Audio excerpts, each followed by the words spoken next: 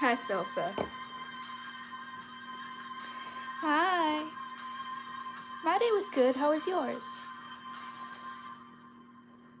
Well, come here.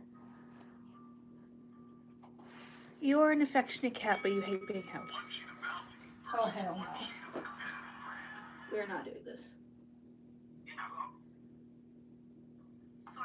Oh my god. Dude. Say the Chinese get through the wall. I don't know Chinese, but I'm actually gonna try. Hong Kong.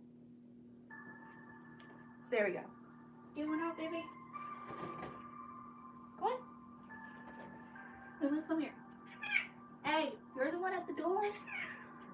Come here. Okay. Oh, I tried. Hi, welcome in. Oh, thank you. Hi. How's everyone doing? Hope everyone's doing well, staying warm.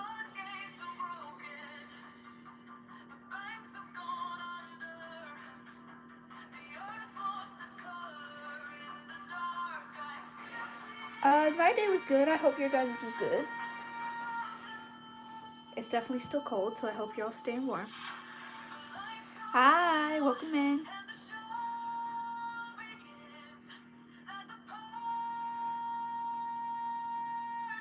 Girl. Alright, come here. There you go.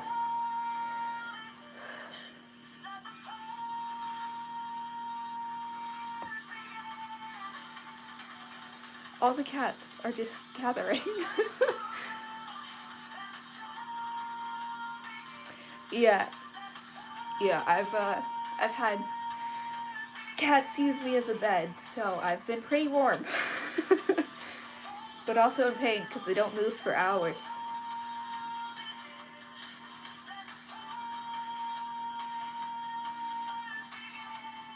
Anyway, I hope everyone's doing well.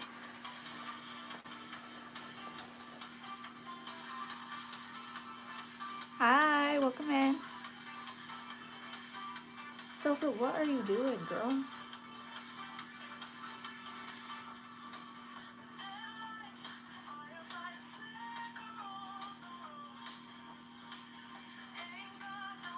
Sorry, she just noticed my wigs. What's on my walls? Well, that is a map of not even half of the map of my book called The Crown's Throne. And then those are my drawings.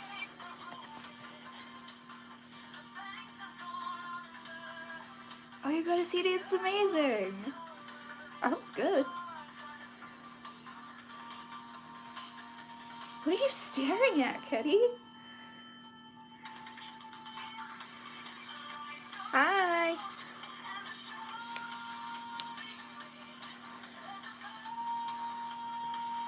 I think we can get started. Let me turn off the music real fast, though. It doesn't fit the vibe.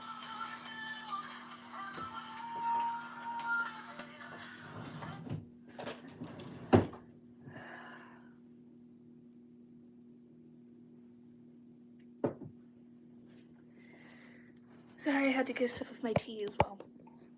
Anyway, I think we can get started. So grab your Storykeeper's cup, grab a blanket, grab a stuffy if you have one, grab a pen, snuggle up, because it's story time. I wish you could see this. It is so cute. Sorry, they're being so cute.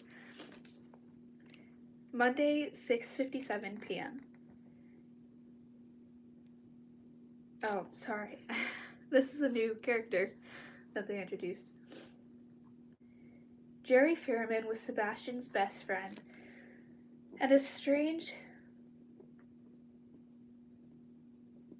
I don't know how to say that, so we're gonna skip it. As Sebastian is, Jerry's stranger is still a reclusive techno whiz I'm skipping those 2 words because they are words that I don't like. Who rarely leaves his parents' house. I know I'm taking a chance by going to see him, but at this point, anything I do means taking a chance. Besides, Jerry isn't the sort of person who deals with authority and conspiracy theories. I thought I skipped a line, sorry. Are like, and conspiracy theories are like catnip to him. I remember at Sebastian's 19th birthday party, Jerry cornered me and went on and on about how this country never actually sent men to the moon and how the moon landings were faked on a Hollywood movie set to give the Russians the impression that America's great superiority in space. That is actually a real theory that a lot of people have. Are you done pouting? Okay, she's still pouting. And there's a cat under the bed. Sorry, I'm noticing things.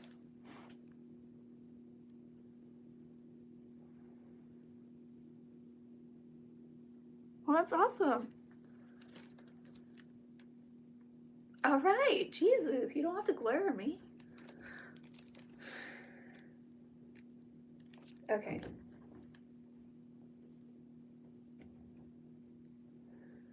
Sorry. Of course, he also believes that UFOs exist and that the Air Force knows all about them. But the most disturbing thing he's ever told me was about something called the New World Order, which he said was headquartered in a secret society under the Denver the International Airport and run by the wealthiest and most powerful men in the world who controlled everything and had ordered the destruction of the World Trade Center towards the 9/11 to drive up the price of oil. This is actually a real conspiracy that some people have. It's not like this, but it's under a really big airport. Like, Sofa. The conspiracy is under, like, it's called the New World Order, is underneath a really big airport, and it's, like, run by the Illuminati, people think. I don't know. I'm sorry. I like listening to theories. I'm weird. Do you want out? We actually go out this time, or are you gonna fight me on it?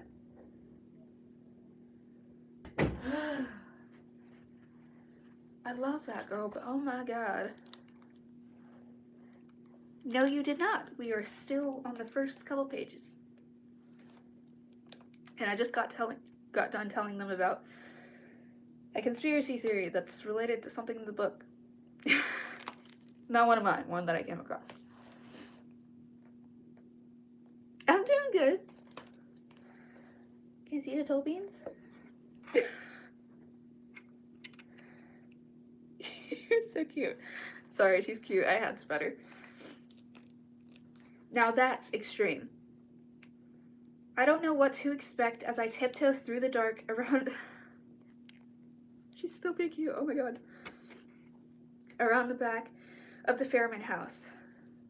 The basement light is on. I bend down and tap my knuckles gently against the glass, hoping it will be just loud enough. Sofa. Girl, don't fall, please. I'm so sorry. Yes, I see you. You're adorable. Hang on, I need a tea break. Ugh.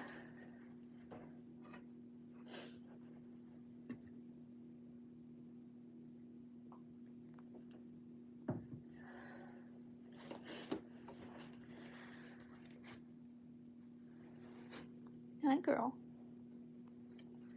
No. No. No. Can I have my hand back? Girl. Okay, girly pop. Let go. Let go. Thank you. Sorry. Yeah. She's actually in one of my bloopers. Her little face is so cute. Okay, sorry. I'm trying not to get distracted. Where was I? A few moments later, a shadow appears.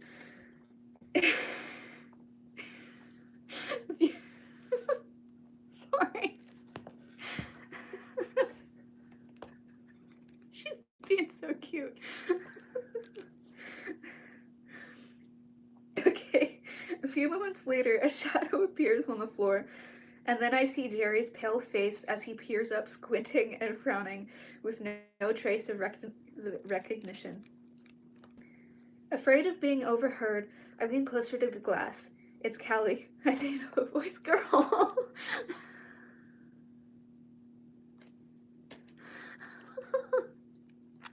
Why?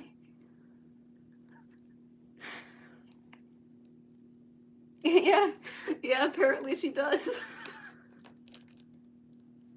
Okay, well.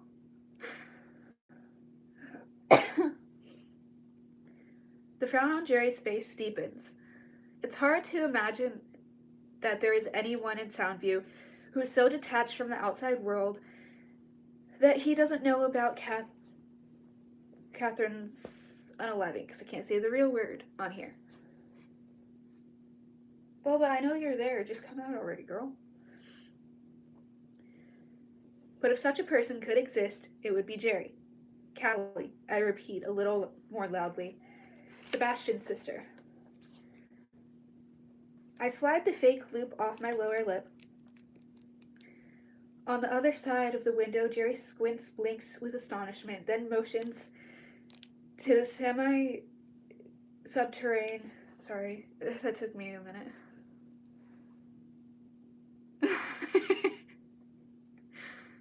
Yeah, I think she's done now because Bean's bothering her favorite sibling. Anyway. Door besides the window.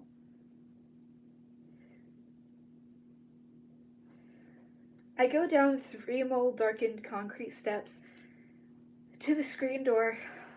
It's locked. Jerry opens the inside door and gives me a perplexed look through the screen. Did you hear about Catherine? I ask. He nods. I was set up. Someone wanted to make it look like I offed her. We are getting to what I've been wanting to spoil very quickly. I came here because I need your help to prove I'm innocent. The person who set me up is hoping everyone will think I'm just like my brother. I've made it sound like a conspiracy, and Jerry nods and... Sorry, I almost read that the wrong way. Compliancy. I reach down and latch to the latch on the screen door and jiggle it to show him it's locked. Jerry's eyes travel down and then back up. His forehead frowns. You want to come in? I need help, Jerry. There's no one else I can go to. It's easy to picture the gears grinding in Jerry's head. He could be hesitating for a number of reasons. What do you want from me? Oh, I'm doing good, and I'm so glad you like my stories. That always makes my heart so happy. Oh my god, I'm gonna cry again. Welcome in. Thank you so much. Oh, I'm so sorry. Oh.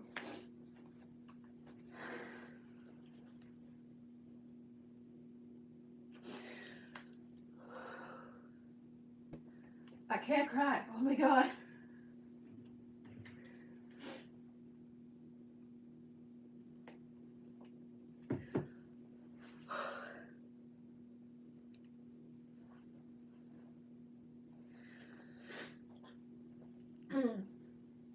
Okay, I'm back. Sorry. Hi, welcome in.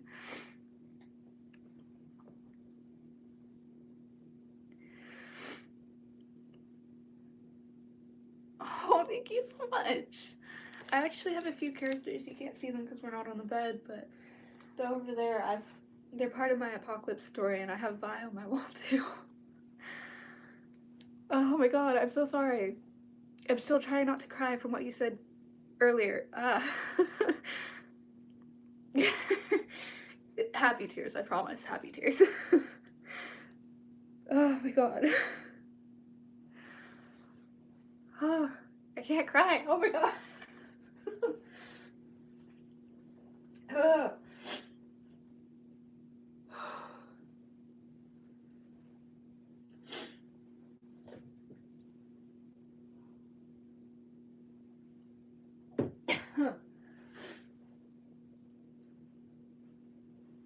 Okay. I think I'm good now. Hopefully. I'm so sorry.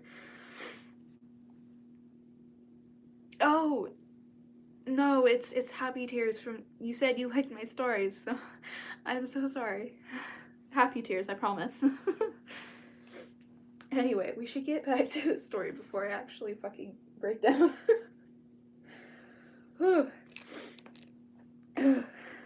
Okay, where was I? I'm having a problem with texting and cell phones. I thought maybe you could help. My throat is still... Oh my god. I'm so sorry. I'm trying so hard.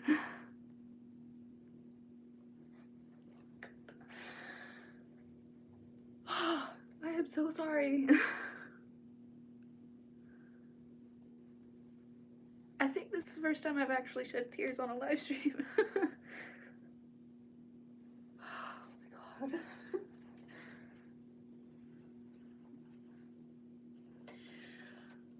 Oh, I can't cry. Bean, I need a hug.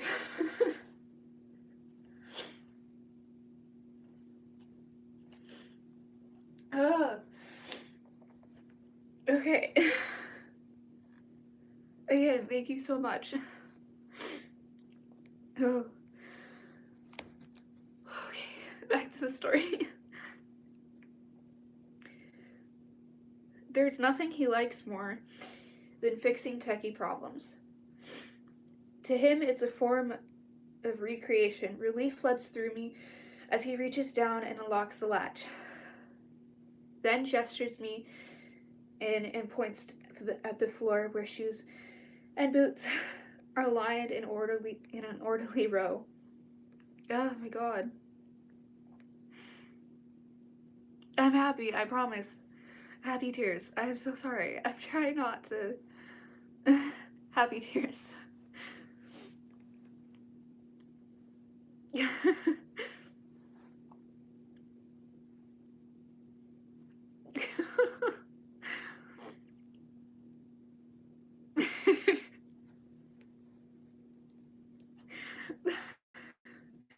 Gravy is good.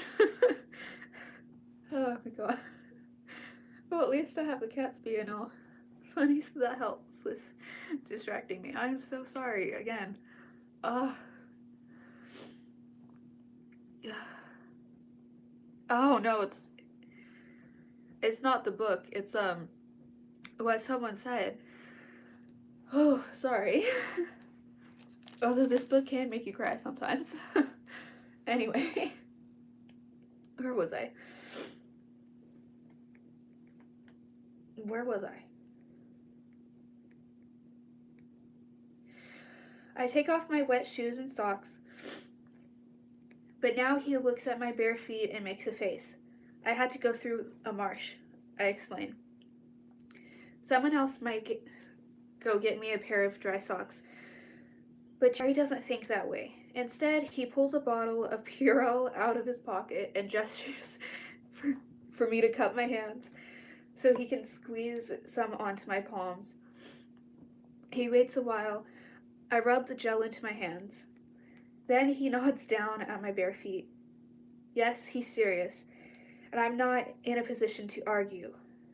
So I do what he wants and then follow him into his room. It's a shrine to OCD. Everything is in its place.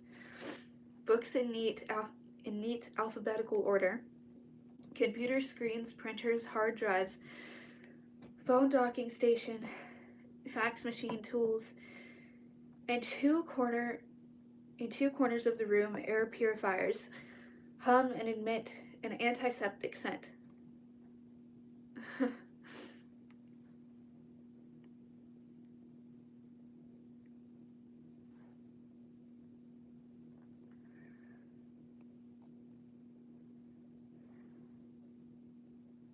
Hi, welcome in.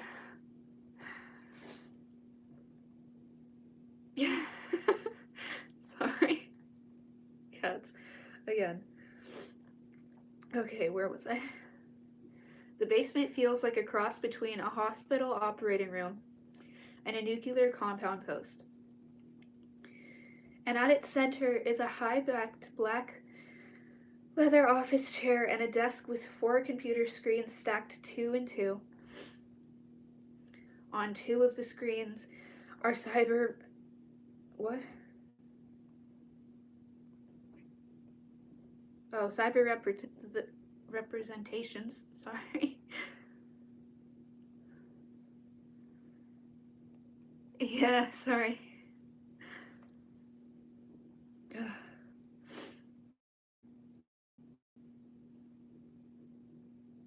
Cyber representations of green oval card tables with gambler avatars.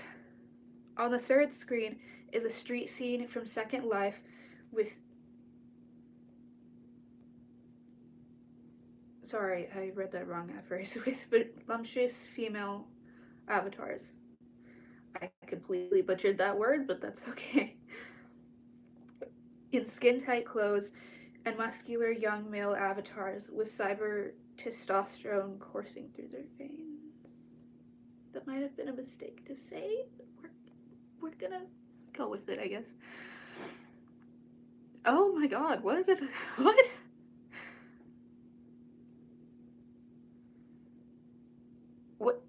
What lore did I miss in the chat?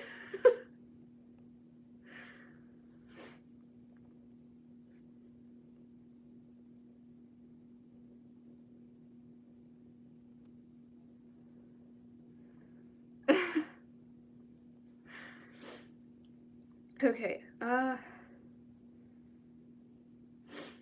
the 4th screen is an episode of South Park. Okay. I forgot that was mentioned in the book. Jerry watches me uncomfortably while I gaze around. It's clear that the source of his discomfort isn't that I'm a suspect of Catherine's unaliving, but that I'm standing in his private inner sanctum, where so few have been allowed over the years. Is it okay if I sit? I added a word, but that's okay.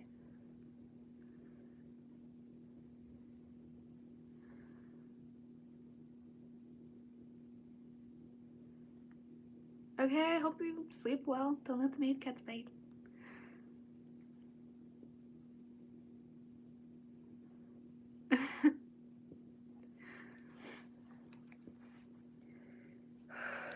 I think...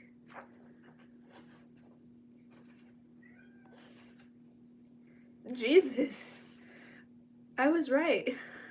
Yesterday I said when there's 2 short chapters, the other chapters are hella long. Oh, sorry. I need another tea break.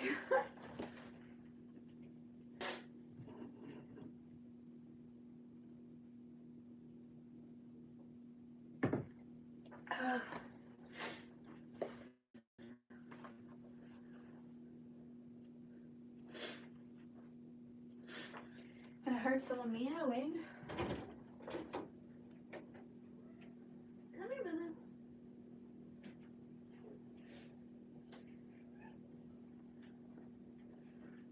Here you go, baby. Come on. You can come in. Lulu, baby. Come in. You can come in, babes. Good girl. Watch your tail. Watch your tail. Good girl. Yeah, such a good girl. Okay, sorry, I'm back.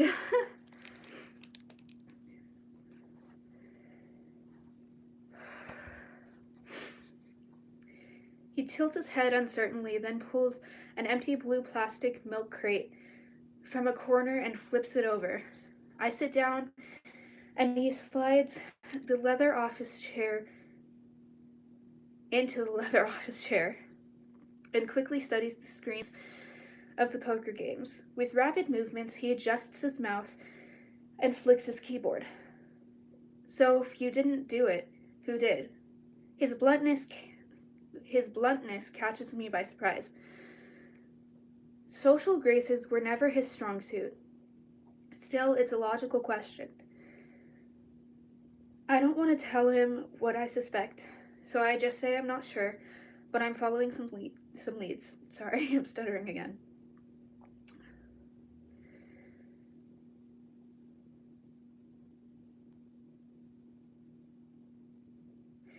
I've never seen that word, so I'm going to replace it with confused. He looks confused at me, and I continue. I know that must make you wonder if I'm lying. I'd probably be more believable if I said I had no idea, but I do have an idea. I just don't want to say right now. His gaze stays on me, making me feel uncomfortable. Finally, he glances at the screens, makes some more adjustments. So you said you had some kind of problem? About 6 months ago, someone sent anonymous text messages to someone I know.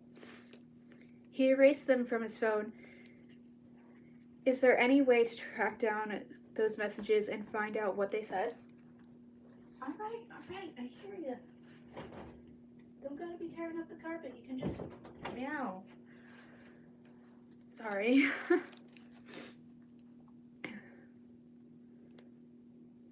Without taking his eyes off his screens, Jerry shakes his head. They're gone. Phone companies can't store content. It's not only a privacy issue, but a logistical nightmare. He moves the mouse, still playing 2 poker games at once.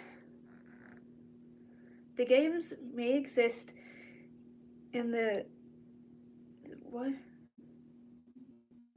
in the ethereal world of cyberspace, but the money involved cold hard cash. When that public defender wanted my brother to cop an attempted manslaughter plea and do 18 to 25 years, Jerry paid for the lawyer who got his sentence down to 8 to 15. The money came from online gambling. Don't do that. That is very dangerous. Please don't.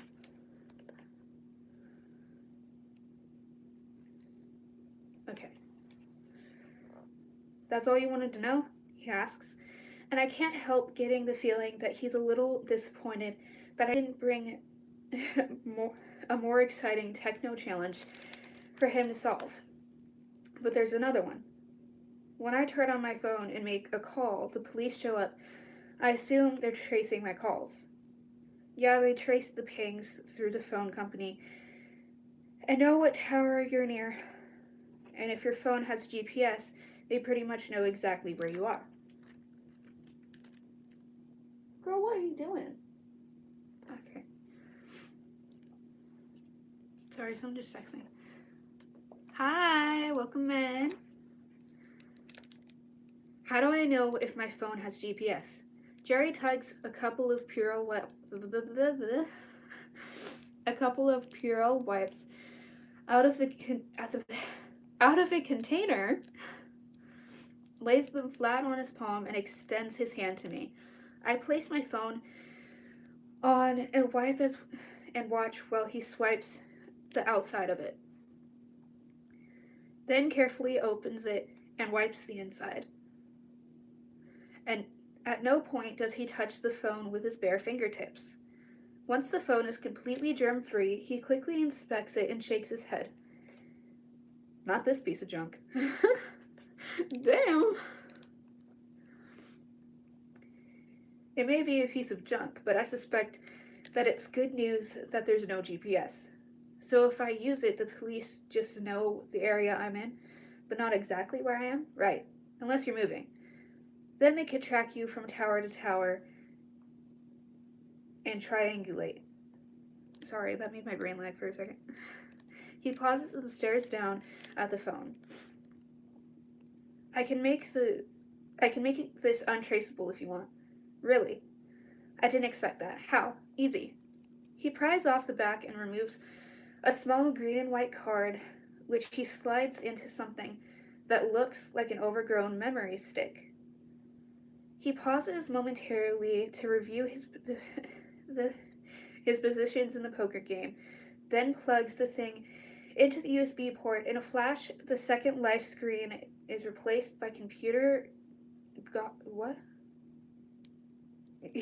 Gobbledygook? That's a strange word.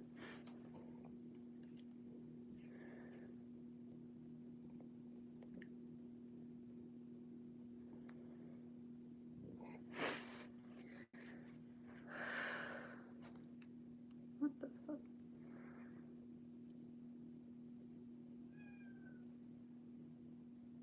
She's meowing again. Sorry.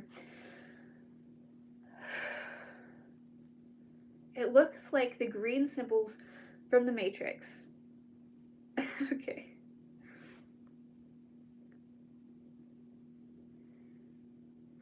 Ah, okay.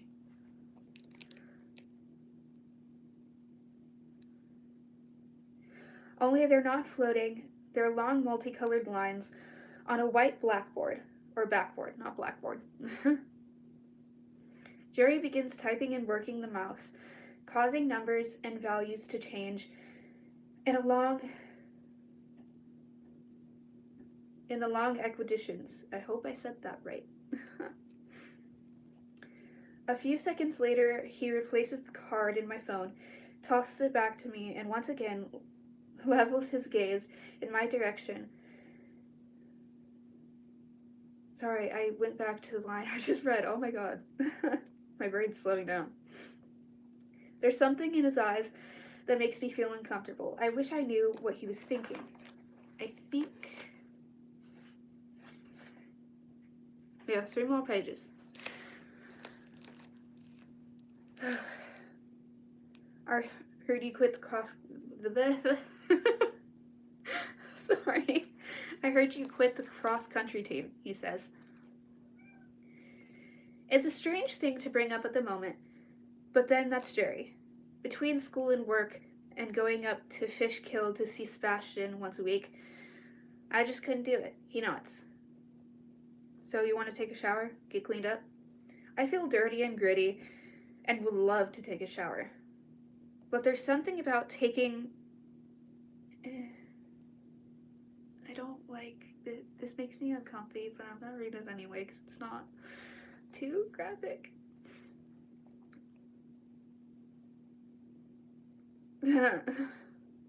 But there's something about taking off my clothes in this house with Jerry around, even with the bathroom door locked, that makes me uneasy. You need a place to stay? Want to stay here tonight? He adds. He is actually pretty nice, I guess. If I remember correctly, he's not so nice later, but...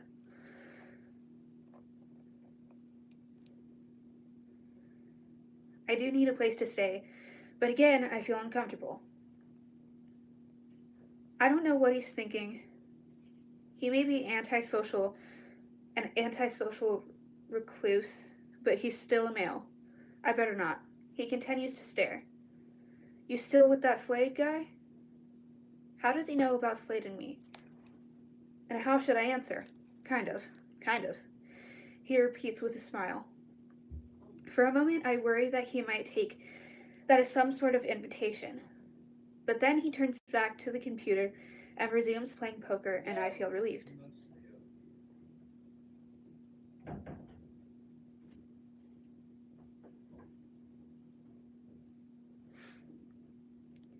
It's a strange moment.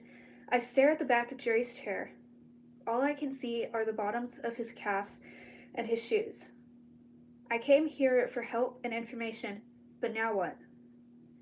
I know that somewhere the phone company has a record of those anonymous texts being sent, even if they don't know what each text said. I know I have a phone I can use, but night has come and it's dark outside. Where can I go? The big leather chair squeaks as Jerry turns to face me. He has a curious but wary look. Is he wondering why I'm still here? He might be. Jerry, I really appreciate you helping me. He intertwines his fingers as if in prayer and sucks in his lower lip pensively? I hope I said that right. I heard the police are warning people that they can get in trouble for sheltering you. Then why'd you offer? I nod and stare at the floor. Is he implying that since he's taken a big risk for me, I should do something for him? Some alarm in my head is telling me it's time to go. It's hard to get up and leave this warm, dry basement, but I'm just not comfortable. I head for the door. He follows, watching. As I stuff the wet socks into my hoodie and pull the damp shoes over my bare feet. Thanks, Jerry. Hey, stay in touch, okay? He says. And if you need anything. Right, thanks. They never really expanded on why he did that. Okay, bye. Where was I? I reach for the screen door and let myself out into the night. Behind me, Jerry cleans the doorknob with a wipe. In the cool night air, I have to decide what to do next. A harvest moon has started to rise. I've never actually heard of a harvest moon. I've never seen one. I'll look it up because it sounds interesting. I've heard people mention it, but big and orange red. And as I pause to look at it, I catch some movement out of the corner of my eye. It's come through the window of the basement, where Jerry has taken his seat again. His cell phone is pressed to his ear, and his expression implies that he's speaking urgently. I wish I knew who and what he is saying. To who and what he's saying. Sorry, I skipped a word. I glance at the moon again, and now I notice something else. Near the back of the yard, a tree is lit by moonlight, and in the branches is a square, dark silhouette treehouse. Stepping closer, I see planks of wood hammered crookedly into the trunk for steps. The treehouse is a wooden box with sorry, my brain is slowly shutting off. I am so sorry. With a doorway and some rectangular cutouts of windows. Yeah, we know what a treehouse is. That was unneeded. I wonder if this is something Jerry's father built long ago in an unsuccessful attempt to get his son to go outside. It's a good place as any to spend the night. A moment later, sitting in the treehouse, I try Slade's number, but I get his recording. I don't want to leave a message, even if the police can no longer trace my phone. They might be able to identify my voice and charge Slade with helping me. Fatigue drifts in like thick fog. I would like to stay awake and try and figure out what my next move should be, but instead I lie down on the floor and close my eyes. Now the time skip, by the way, just so you know, so it doesn't catch you off guard. By August, Catherine was no longer nagging me about breaking up with Slade. I assume she now liked me enough not to make it a condition for our friendship. I was being included in everything the IC did, and except for work, having the best summer of my life. What? Except for work. I'm pretty sure that was supposed to say I was having the best summer of my life. And while I missed Slade, I also felt strangely liberated, free to do whatever I choose on my days and nights off. not having to feel responsible for propping him up when he sank into one of his moods. Then all of a sudden, it's got quiet. I sent Catherine a text and got no reply. I sent an email, same thing. I assumed she was on vacation. One afternoon, Mia came into the Baskin into Baskin Robbins. So I hear you're all going to Zelda's beach house for the weekend, she said while I scooped out a double mint Oreo cone for her. 1 second, I need a tea break. My throat's dry.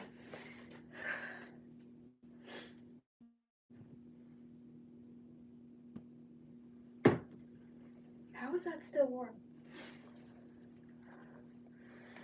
Anyway, I managed to catch myself before blurting out that I didn't know what she was talking about. Mia studied me. You don't want to talk about it because you don't want to make me feel bad, right? But it's okay. Maybe I don't care anymore. Really. I asked as I standed. Sorry, I'm replacing words again. As I handed her the cone.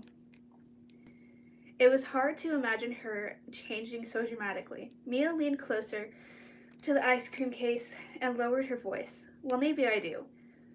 But I'm not going to act like I do anymore. I think if you act like you don't care, like Zelda and Jody, Catherine respects you more.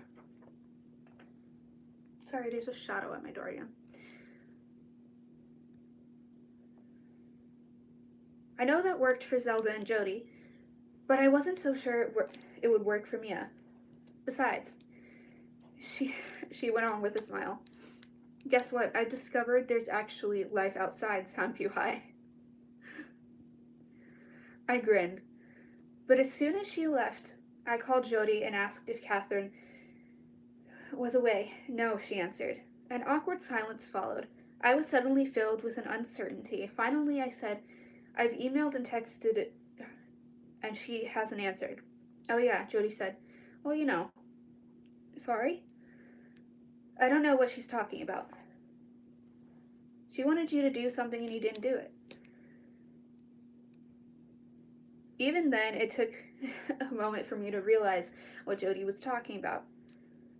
I was stunned. Sorry. I was stunned. All I could say was, why is it so important to her? You're asking me? Jody laughed. Who knows? For all I know, maybe she wants you for herself. And that, my beautiful, beautiful raindrops, is the end of chapter 26. We've had some emotional moments in this live stream. Please, please, please tell me your thoughts and theories in the comments. I'm always in those comments, and I love hearing your thoughts and theories, especially on books that I show you. And I will try my best to be back with chapter 27 tomorrow, but I cannot make any promises.